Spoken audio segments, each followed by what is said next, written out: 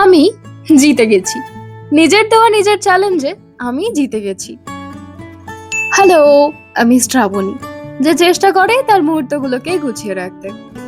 আজকে সকালে আমি নিজেই নিজেকে একটা চ্যালেঞ্জ দিয়েছিলাম, আর সেই চ্যালেঞ্জে আমি জিতে গেছি।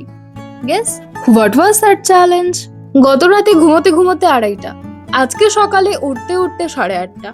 ব্যাপারটা ভীষণ ভুলভাল।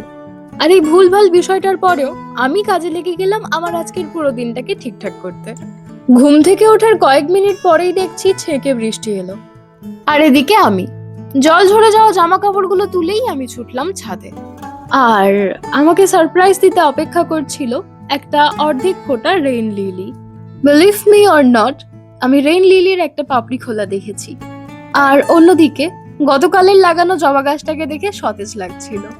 নিজের হাতে লাগানো গাছে বৃষ্টি ভেজা ফুল, খুশি হওয়ার জন্য কি এর থেকে বেশি কিছু লাগে? তারপর থেকে আজকে সারাদিন সেই যে বৃষ্টি শুরু হয়েছে, এখনো থামার নাম নেই। তাই সকাল সকালই আজকে জলও নিয়ে চলে এসেছিলাম। বৃষ্টি উপভোগ করেছি, বাড়িতে থাকা টুকটাক কাজ করেছি। একটা গাছকে চোখের সামনে অনেকদিন নষ্ট হতে দেখে সেই গাছটাকে ফাইনালি আজকে বসিয়েও ফেলেছি। আলটিমেটলি আমি আমার কাজ করেছি। আর এইটাই আমার নিজেকে নিজের দেওয়া চ্যালেঞ্জ ছিল। যেই জিনিসগুলো তোমাকে আনন্দ দেবে, তুমি আজকে সেই জিনিসগুলোতে ফোকাস করবে, তুমি সেই কাজগুলো করবে।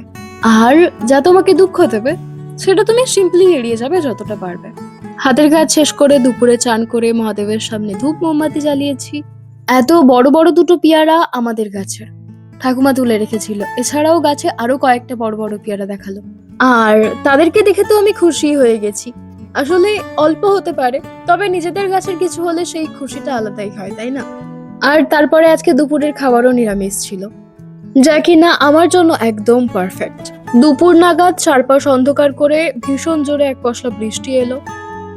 তারপর লক্ষ্য করলাম ছাদ চুঁইয়ে ইলেকট্রিক বোর্ডের ওপর দিয়ে বারান্দায় জল পড়ছে।